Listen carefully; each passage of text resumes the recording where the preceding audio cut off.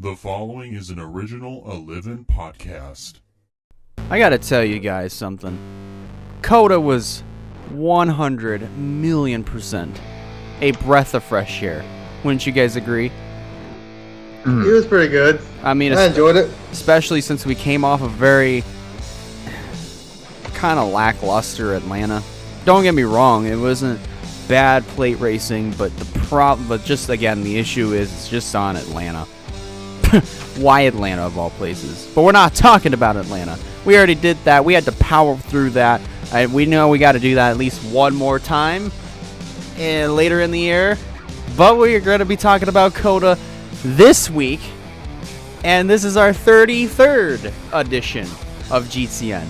Hope everybody's having themselves a really good day. As always, I'm Elijah Leonard. To the left, that is Wyatt Walker, co-host. And down to the bottom, that is Mr. Nathan Stapleton. And Stapleton, of course, is in a pretty good mood, seeing as what happened yesterday by the time that we are recording this on March 27th at the current time of 6:14 p.m. But I don't think we really have any sort of early thoughts to open this up. So why don't we just jump straight into Coda? Of course, it was, to me, it was just the typical type of Coda racing, especially with turn one being one of the most troublesome spots, especially for starts and restarts specifically. But for trucks, I didn't really watch a whole lot of it. I only just kept up with very little amounts of highlights. But from the looks of things, the most dominant guy was none other than Zane Smith. Led 16 laps, pretty much went on to win by about, 5 seconds over Kyle Busch, who also, of course, no surprise, was going to be up front. But he didn't stay up front forever, of course, because he got marked back in some traffic, but still worked his way up to the second position. But if the both of you watched the truck race, you can go ahead and take this over. So I want to say the full truck race, but I know I didn't get much sleep that night. I passed out on the first stage, but I was there on intros. I saw that. I just missed through a lot of laps, but even then, the racing was pretty good.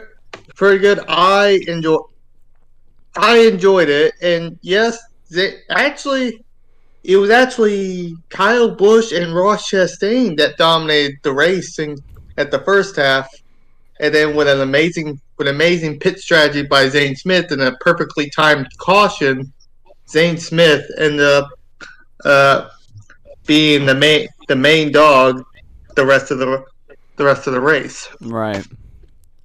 And some see if I can pull the list so I can mention some notable drivers in there. Couple things like see if I can find some notable. Do you have anything to say, Stapleton, while I look for these notable names? Well, or did you see the race? I will just say I did watch stage 1 and stage 2, but I didn't get a lot of sleep that night either. I ended up falling asleep in stage 3, so I didn't see it. But then I woke up and saw that Zane Smith's truck was on fire. I'm like, oh, what? Oh yeah. I forgot about that. From what I saw in stage 1 and stage 2, the racing was absolutely fantastic. And Zane Smith ended up winning, and he, oddly enough, won 3 years in a row for front row motorsports in that truck for the truck season at Color, and he burnt the truck. Called it. Yeah, I call him as my dark horse, I think, but I guess you could say I half called it. But yeah, but I fully called that. And hey, there's something else I forgot to point out. This whole weekend, we had no stage breaks, which was an even bigger breath of fresh air. Like, for the first time in 7 years, we actually got to see no stage breaks, none at all. None of that kind of strategy BS. We got to see some actually good, obviously we did see some good racing, but we saw some good racing with no stage breaks, as it should be. I think this is the best compromise that NASCAR has come up with, especially for road courses. If we can mandate that for every single racetrack, I would be totally fine with stage racing. Wouldn't you guys agree? I might be one of the few people that.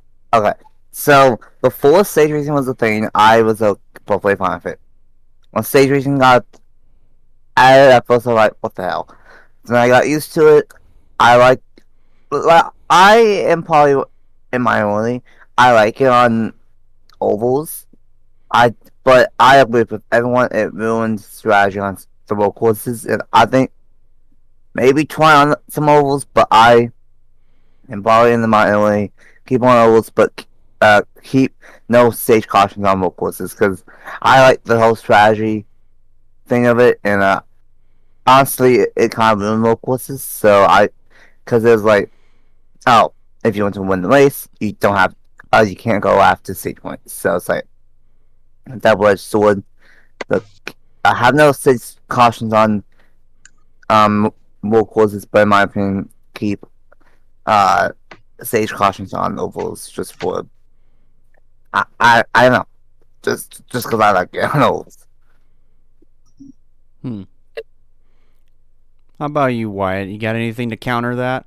For me, I kind of agree. Like I like what we did this weekend with no cautions for the stage breaks. It actually made the racing a lot better.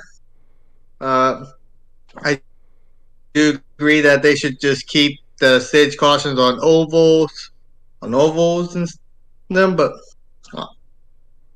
honestly, I'm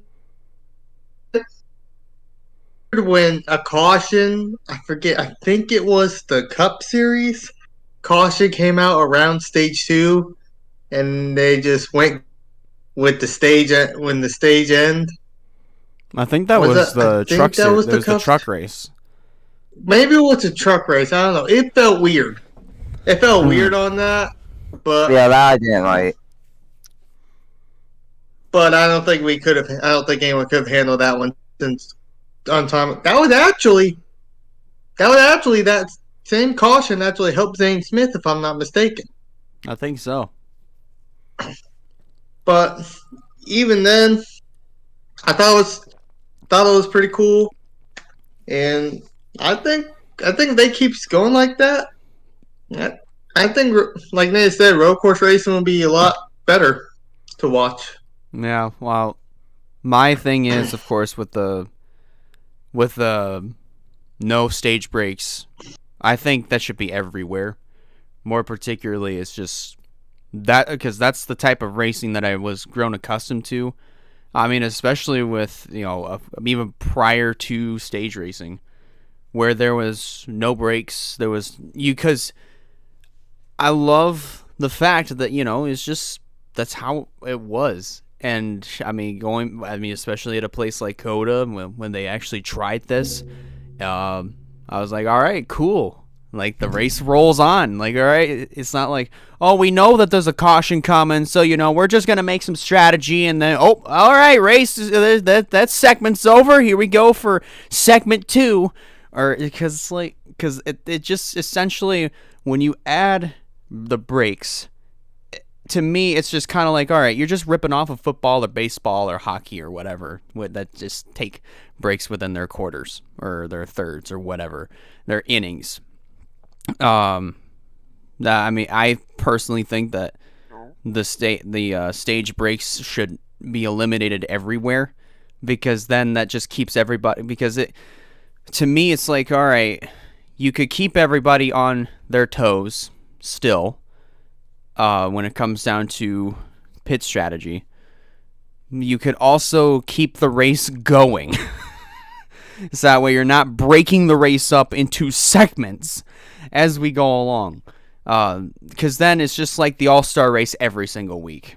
That's just not something that I want to see. I mean, it's nothing that I wanted to see for the last 5-6 years that this format has existed. So I'm glad that they decided to go with this route. I mean, for COTA, and I'm hoping, and for any other road course, and I'm really hoping that they do this for everywhere else. You guys may be like, all right, we'll just keep the stage costs. I like the stage breaks here because then that gives me a chance to go take a piss break. But I mean, that is one of the reasons why I'm not even gonna lie. But I just don't like the stage breaks. It's just like, all right, well, they know, like I said, well, we know a caution's coming, so we're just gonna hold this out, and then we'll be like, all right, cool, we can take a break, and then we'll go racing again. It's just like you break the race up into segments, and I just don't like that. Just keep the race going. That's my thing with that. Well, all right. So, as you can see, I'm going by myself again. I mean, of course, as you're watching this on YouTube. But on Spotify, you'll be hearing just me for the rest of the show because Wyatt had to go do something that required his attention. So he left mid-show, basically mid-recording. Well, and then I just felt that it just didn't have the same feel without Wyatt. So, and that's no disrespect to Stapleton at all. I just didn't want to interrupt whatever type of schedule he had throughout the week. So I don't want to interrupt what Wyatt's doing. I also don't want to interrupt what Stapleton's doing. For the sake of the show, I'm going to go up by myself for the rest of the way, which is going to make this show drastically shorter. So here we go. I don't know what else to really get at, but we never really went over the finishing results of the truck race as far as I'm aware. So, of course, Zane Smith was declared the winner, Kyle Busch second, Ty Majeski third, Tyler Ankrum fourth, Ross Chastain completed the top five, Corey Heim sixth, Nicholas Sanchez seventh, Tanner Gray eighth, Kaz Grosjean ninth, Ben Rhodes completed the top 10. The positions 11th through 20th goes as follows: Taylor Gray, Grant Enfinger, Raja Carruth, finally actually had a good finish go his way. Stuart Friesen coming on 14th. Caden Hunting coming home in the 15th position. Haley Deegan, another solid finish for the most part. Lawless Allen coming home in 17th. Daniel Dye, Jake Garcia, and Colin Garrett complete the top 20 in that order. Then from 21st through 30th goes as follows: Chris Wright, Logan Bearden, Brett Holmes, Colby Howard, Timmy Hill, Mason Filippi, Chase Purdy, Dale Quarterly, Matt DiBenedetto, and Christian Eckes complete the top 30. So from winning to 30th place for Christian Eckes, but he's in the chase, so he really didn't have anything to lose there. And then from positions 31st through 36th, our final six finishers in this order: Parker Kligerman, Spencer Boyd, Matt Crafton, Carson Hocevar, Dean Thompson, and Ed Jones, who didn't even make it a full lap, and unfortunately went out of the race due to suspension issues, which is a shame because Ed Jones, I mean, I had kind of forgotten about who Ed Jones was at this particular time, but as Jamie Little, as I was watching the highlights, was talking about IndyCar, I'm like, oh wait, he's from IndyCar. That's right. I completely forgot that Ed Jones was a part of IndyCar. But it's sad to see him just go out of the race without even completing a single lap because of suspension issues. So if he ever makes a Truck Series start again, which if that's the case, maybe Watkins Glen could be a go. I don't know.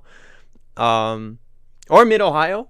Mid-Ohio, I think, also shared IndyCar and NASCAR races. Well, they didn't share the same weekends as far as I'm aware of, but they shared, of course, well, IndyCar and NASCAR both shared Mid-Ohio as far as their schedules are concerned, just not on the same weekend as I mentioned before. But hopefully he makes another start, and I really would love to see what Ed Jones is capable of behind the wheel of a truck. But moving on over to Xfinity.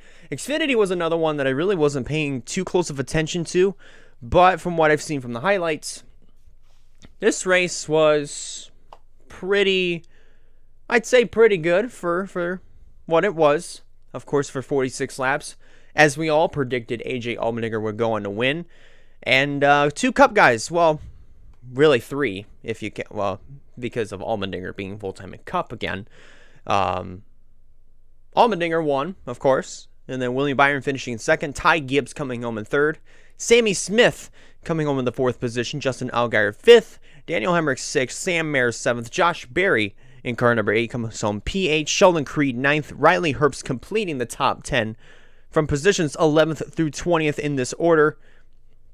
Brandon Jones, Chandler Smith, Miguel Paludo, Jeremy Clements, Alex LeBay, Anthony Alfredo, Parker Retzloff, Kaz Gralla, Connor Mosack, and Ryan Ellis completing the top 20. Then from positions 21st through 30th goes in this order: Jeb Burton, Kyle Weatherman, Ryan Sieg, Eric Almirola, Jeffrey Earnhardt, Kyle Sieg, John Hunter Nemechek, Josh Bilicki, Brad Perez, and Joe Graff Jr. the top 30. And then our final 8 finishers in this order: Parker Kligerman, Cole Custer, Brendan Poole, Brett Moffitt, Sage Karam, Preston Pardis, Austin Hill, and Carson Hocevar goes out of the race on lap 7 due to transmission issues.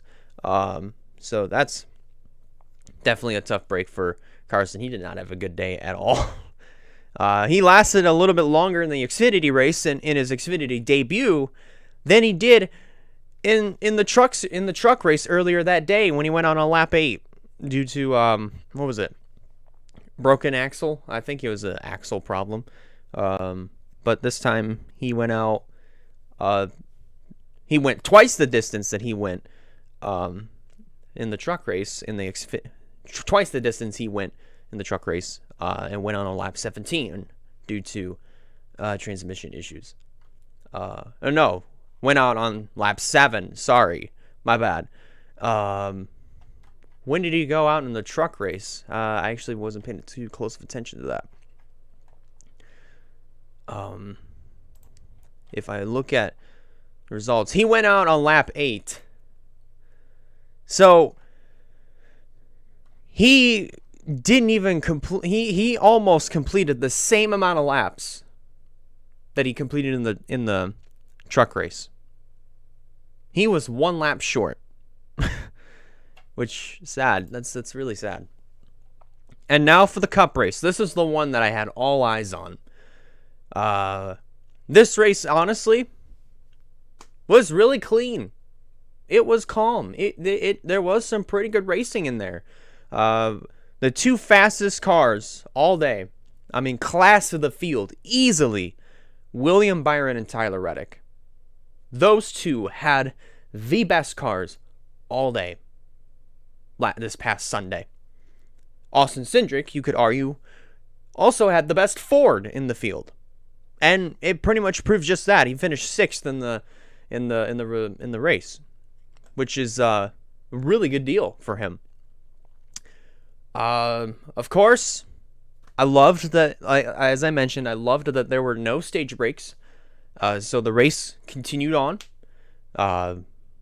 The show still goes on, even if there are no breaks. But like I said, that's what I wish that NASCAR would utilize at every track that we go to. I just don't, because like I said, I just do not like the stage breaks, because then you're breaking the race up into segments, and that's you're basically doing more races. It's like you break a 200 lap race up, or really, let's say the Coke 600. It's 4 different races in one night, essentially, 100 laps each. That's just basically what it is. It's just you're taking a race and you're cutting it up into sections. You turn one race into 4 races in one night. That's all you did. But anyways, I'm not going to complain too much about it. But as we go on, towards the end of the event, that's when all hell broke loose.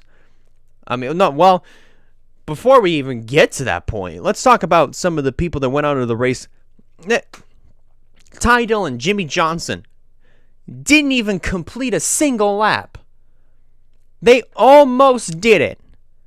But then, of course, calamity struck in turn 19. Therefore, of course, Keselowski went for a loop. Ty Dillon, I think, must have gotten clipped. And then got sent into the passenger side door of Jimmy Johnson. Ty Dillon, unfortunately, went out of the race due to accident issues. Due to the accident, of course. And Jimmy Johnson went out of the race due to the damaged vehicle policy. Bubba Wallace had his accident on lap 10. And, of course, he was visibly upset. And understandably so. But I just feel like that him being as hard as he was on himself, it's just like, man, dude, you have all this potential. He knows that. He sees it in the results. He knows he has it. I mean, hell, he's already won at Kansas. He earned a win at Kansas last year. And he's still, I mean, even then, he knows he has the potential. He knows he can go out and win races. He knows he can do it. But he holds himself to such a high standard, and that could be something that hurts him in the long run. I don't know. Then again, it could help him. It could motivate him, but I got no clue. But he went out of the race in lap 10. But as we fast forward towards the end, hell really didn't break loose until about closer to 10 to go, when Brad Keselowski lost the drive shaft on lap 56. That's set up for a whole laundry list of wrecks and pileups and yellow flags that would make the race go a little bit above 10 laps longer than its intentional distance. They were just wrecking left and right. I mean, especially we had 3 overtimes because everybody was going for the same amount of real estate at the same time. And that finish just kept dragging on and on and on and on. And it just like, man, come on, guys. Can we just at least make it to the white flag? That's all I'm asking for. Can we just at least make it to the white flag? They finally did. Of course, with Tyler Reddick leading the charge to his first win of the season with 23-11. And that was his third road course win of his career. Which, more power to him. He could have the same characteristics as Chase Elliott, possibly, when it comes down to his stats on the road courses. But that is for a later debate, and that is for a debate set for later on in time in his career, of Tyler Reddick's career. And if Reddick is going to be our new road course king, he still has a long way to go. If you wonder why I'm looking this way, it's because my sister's cat is spending a month here. He is very young, and he is so energetic.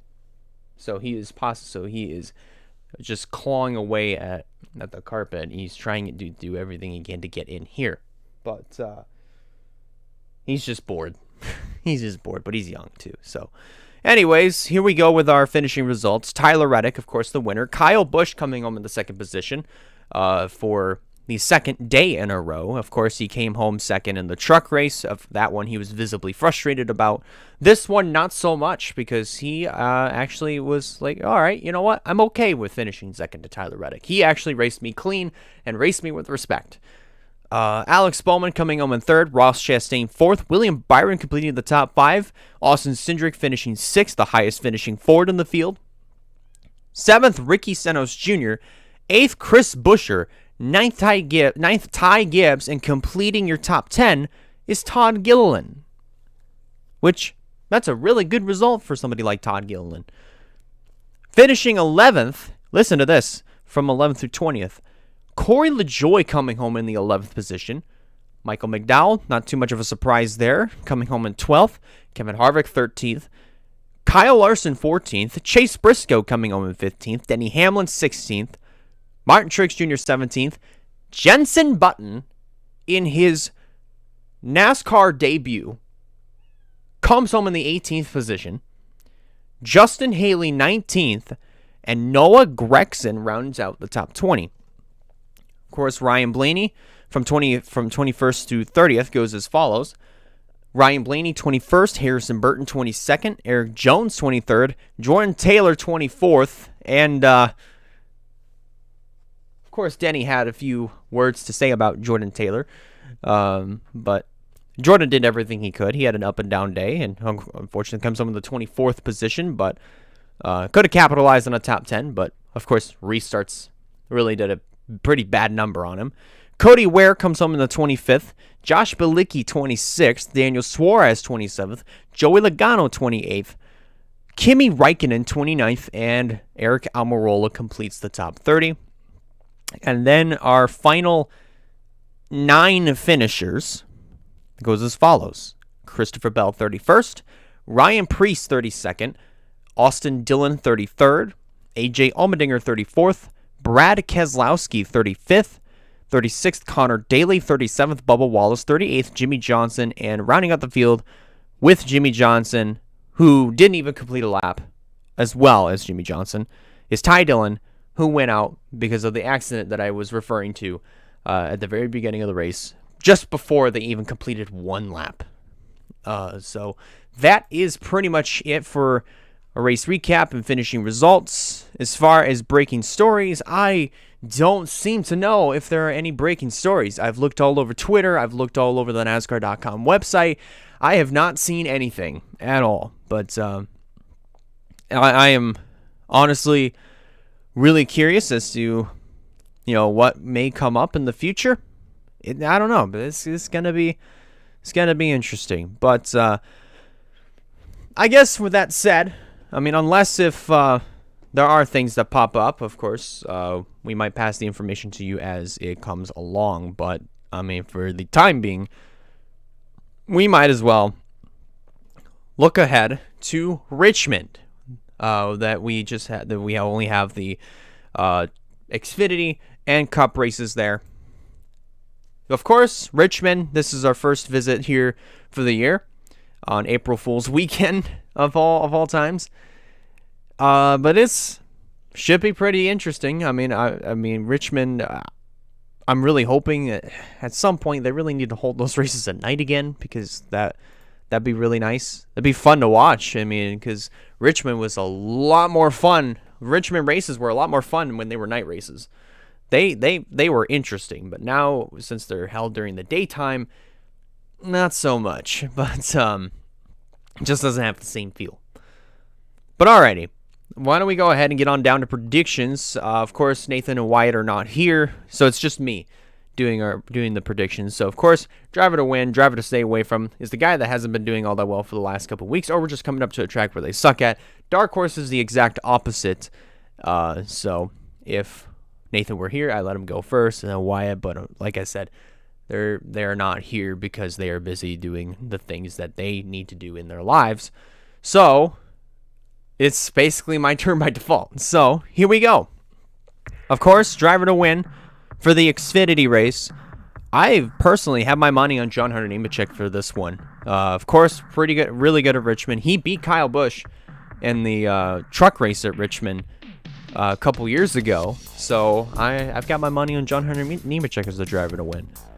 The guy I'm looking at as the driver to stay away from, personally, I'd say Brandon Jones. Like I said, I'm not 100%. I'm still not even sure of his ability right now. And my dark horse, probably going to be keeping my eyes on Austin Hill. Sure, he didn't have the best race last week. Went out due to an engine early in the going. But I personally think, he could still turn it around. He could still win he could still possibly win Richmond. Either that or have himself a really good finish. It's one or the other could happen.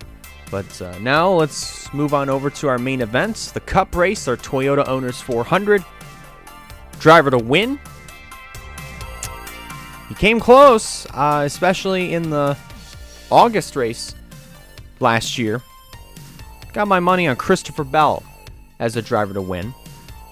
Driver to stay away from. That one's also kind of tough as well. Driver to stay away from. I'm probably going to keep my eyes on, hate to say it, Brad Keselowski. I mean, don't get me wrong. He has shown speed. He is more consistent this year than he was last year. But I have a feeling that with the problems that he had last week at COTA, they might carry over into this week and might linger for a certain period of time before Keselowski can get things turned around. Dark horse is going to be William Byron. Byron last year in the spring race showed a lot of speed. I mean, even if he wasn't on fresh tires or didn't have the car to hold off Denny Hamlin, he showed a lot of speed. And he did everything he could up until Denny Hamlin basically just caught him and passed him. So my money is going to be on William Byron for this one. And that pretty much is going to do it for the Pit Stop Show. Not Pit Stop Show, sorry, GTN. For this edition of GTN. As far as my final thoughts, we might as well just keep our eyes open for Richmond and see what happens. That's pretty much going to do it. Thank you guys a lot for watching. If you guys like this, be sure to give it a like. And if you have not considered subscribing yet, recommend you do so to keep up with some fine content coming out in the near future. Also, if you're listening to this on Spotify, be sure to hit that green follow button so you don't miss a future audio replay. They're supposed to be coming out on Thursday mornings at 11 a.m. Eastern Time. So that pretty much does it. Take care, guys, and I'll see you in the next one.